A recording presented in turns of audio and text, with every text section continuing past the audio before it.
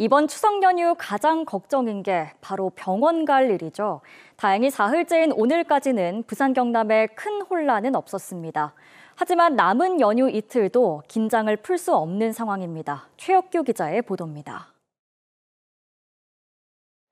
식중독 증상을 보인 환자와 가족들이 다급히 병원 응급실을 찾았습니다. 보호자는 환자 이마에 흐르는 땀을 닦아주느라 정신이 없습니다. 식중독 어제 아침에부터 계속 고바이트하거든요. 김해 하나뿐인 지역 응급의료센터에는 경남 각지의 응급 환자들이 몰려 아침부터 눈코 뜰 새 없습니다. 부산 경남 구군마다 추석 연휴 가뜩이나 부족한 의사들로 응급실 등 의료 현장 혼란이 가장 큰 걱정입니다.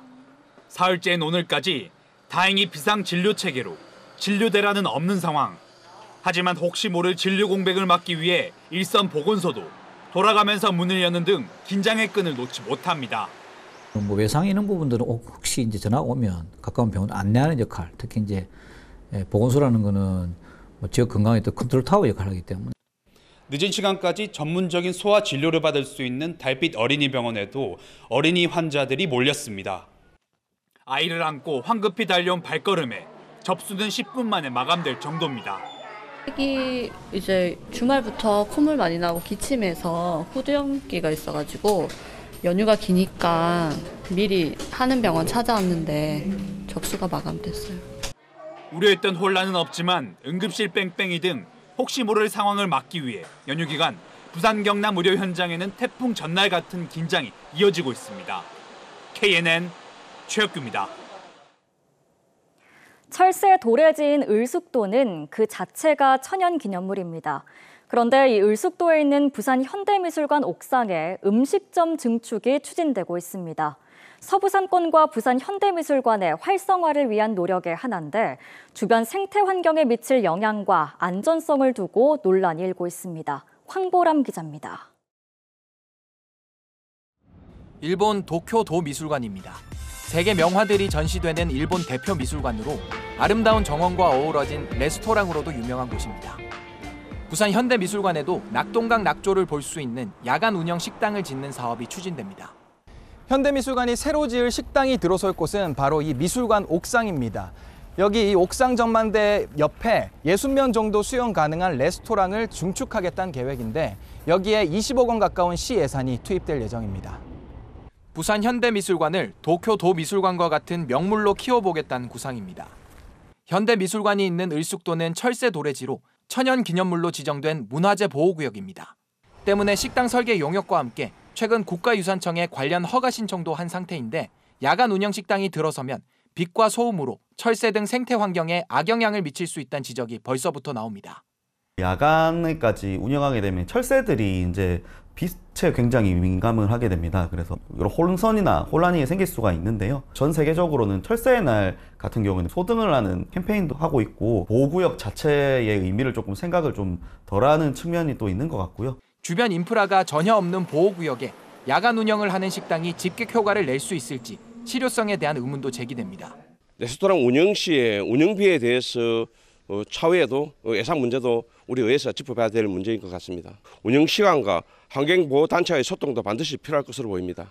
또 작품들이 보관된 수장고가 있는 건물의 증축이 진행되며 화재 등 안전성에 대한 우려도 큽니다. 현재 식당 설계 계획엔 옥상과 연결된 기존 계단 말곤 다른 비상 대피로도 없는 것으로 확인됐습니다. 세계 유수의 미술관들 가보면 사실은 위치가 보면 수장고 옆에 있지는 않습니다. 안전 확보를 위해서 약간 떨어져 있는 곳에 있지. 옥상에다 한다. 그것도 그러다가 증축해서 한다. 이런 건 약간 좀 생뚱맞다는 생각이.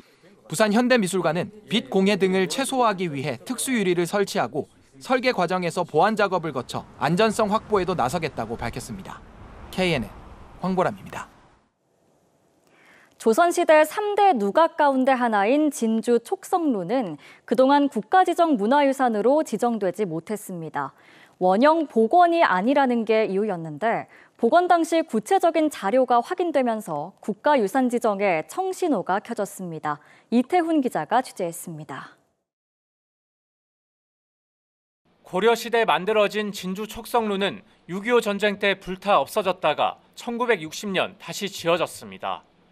지난 2014년에는 국가지정 문화유산 지정을 추진했지만 실패했습니다. 원형 복원이 아니라는 게 이유였습니다. 원래 촉성루는 나무기둥 30개가 누각을 떠받치는 구조였지만 복원 과정에서 돌기둥으로 바뀌었습니다. 그러다 최근 국가기록원에서 당시 설계 도면과 마산의 화강석을 사용하라는 공사 계획서, 당대 최고의 문화재 복원 전문가였던 임찬 선생이 설계를 맡은 기록이 확인됐습니다. 목재에서 화강석으로 교체된 것이 문화유산에 대한 이해 부족 차원이 아니라 국가기관과 당대 최고의 전문가의 주관 아래 진행되었다는 사실을 입증하게 되었습니다. 지형적 특성과 습기로 인한 나무벌레, 그리고 뒤틀림 현상 등을 고려해 돌기둥으로 바뀐 것으로 추정됩니다. 재건 당시 촉성루의 복원 기준은 숭례문에도 비슷하게 적용됐는데 당시 촉성루의 복원 기준이 상당히 엄격했음을 보여줍니다. 진주시는 다음 달 전문가 학술 토론회도 열 예정입니다. 문화유산청에다가 국보 지정 신청을 금년 12월 말까지 마무리하는 스케줄로 지금 준비를 하고 있습니다. 진주시는 또 진주성을 방어했던 인공 도랑인 해자 일부를 복원하는 등 진주성 복원 사업도 추진할 계획입니다. KNN 이태훈입니다. 경남 남해군의 한 리조트에서 어제 저녁 전기 공급이 끊겨 투숙객들이 열대야 속 큰 불편을 겪었습니다. 어제 저녁 6시부터 시작된 정전으로 리조트 안에 있는 에어컨 등 가전제품은 물론 조명까지 모두 꺼져 투숙객들의 항의가 이어졌으며 전기 공급은 밤 9시쯤 모두 복구됐습니다. 어제 오후 부산 자갈치 크루즈 선착장 앞바다에서 길이 2m가량의 청세리상어 사체가 인양됐습니다. 청세리상어는 공격성이 강한 흉상어과로 해경은 최근 수온이 높아지면서 부산 연안에서 상어가 발견되는 빈도가 높아지는 만큼 시민들의 주의를 당부했습니다. 창원지방법원은 지난 5월 창원에서 혈중 알코올 농도 0.136%의 면허 취소 수준으로 음주운전을 한 혐의로 40대 A씨에게 징역 1년을 선고했습니다. A씨는 2달 전인 3월에도 역시 음주운전으로 적발돼 형사 절차가 진행 중이었으며 그 전에도 무면허 음주운전으로 처벌받았던 걸로 알려졌습니다. 부산지방법원도 주차장에서 음주운전을 하다 뒷차를 들이받은 뒤 경찰의 음주 측정을 거부하고 욕설을 한 혐의로 기소된 B씨에 대해 항소심에서 징역 1년 6개월의 원심을 유지했습니다.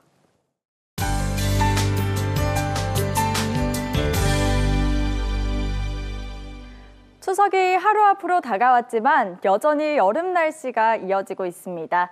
내일 낮부터 저녁 사이에는 경남 내륙 곳곳에 소나기가 내리는 곳도 있겠는데요. 돌풍과 벼락을 동반해 짧은 시간에 많은 양이 쏟아질 수 있겠습니다. 추석 당일인 내일도 구름이 많은 가운데 곳곳에 폭염특보가 이어지겠고요. 기온은 대부분 지역이 33도 안팎까지 올라 오늘보다 더 덥겠는데요. 습도가 높아서 체감하는 더위는 이보다 더 심할 것으로 보입니다. 외출하신다면 시원한 물과 양산을 꼭 챙기시기 바랍니다. 내일 밤에는 구름 사이로 보름달을 볼 수 있겠는데요. 부산은 오후 6시 6분경에 보름달을 볼 수 있겠습니다. 내일 전국이 무더운 가운데 곳곳으로는 소나기가 내리겠습니다. 내일 낮 기온 진주와 함양이 33도, 합천은 34도로 오늘보다 덥겠습니다.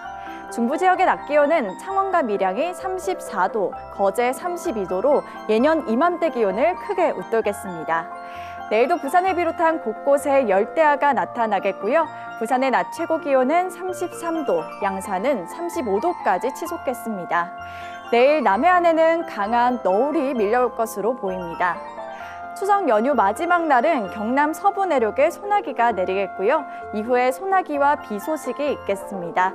평안한 한가위 보내시기 바랍니다. 지금까지 추석 날씨 전해드렸습니다.